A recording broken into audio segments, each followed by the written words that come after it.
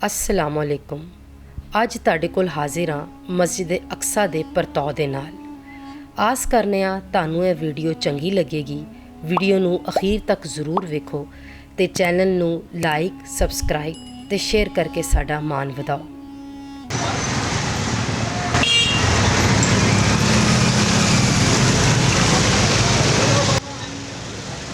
यह रावलपिंडी का मशहूर इलाका बाग सरदारा है।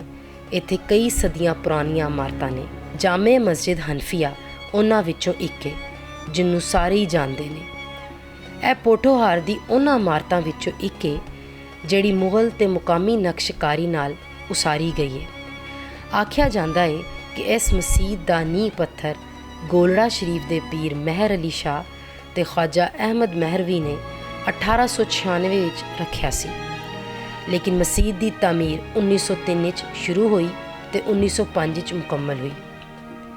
इस इलाके मसीत के आले दुआले 4 चफेरे गुरुद्वारे ते मंदिर भी मौजूद ने। इस मसीत की एक न्यारी गल यह भी है कि यह मसीत कड़िया कड़ाया मस्जिद अक्सा का परतौ है।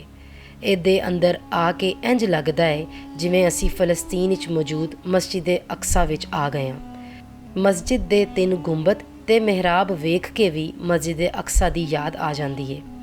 यह उस दौर विच बनाई गई सी जदों हर मसीत विच जुम्मे की नमाज नहीं पढ़ाई जाती सी ते यह मसीत मुसलमानां लई जुम्मे की नमाज पढ़न लई बनाई गई। मरकजी बूए तो अंदर वड़िए ते सज्जे पासे वजू की थां भी बनाई गई है। वेड़े च एक छोटा जिहा वजू का तलाब भी है जिहड़ा हुण सुक गया है। सामने एक वड्डा जिहा वेड़ा है जिथे लोकां दी वड्डी तादाद नमाज पढ़दी है।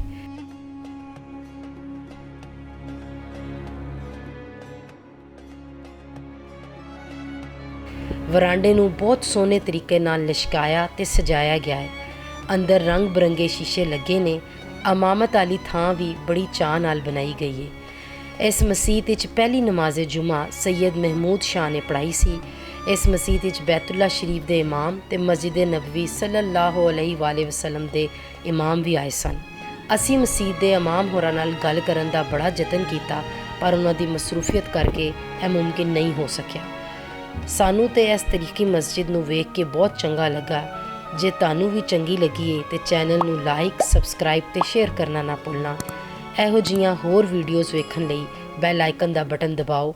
वेखते रहो साडे नाल तुहाडा अपना पाकिस्तान न्यूज़ हब।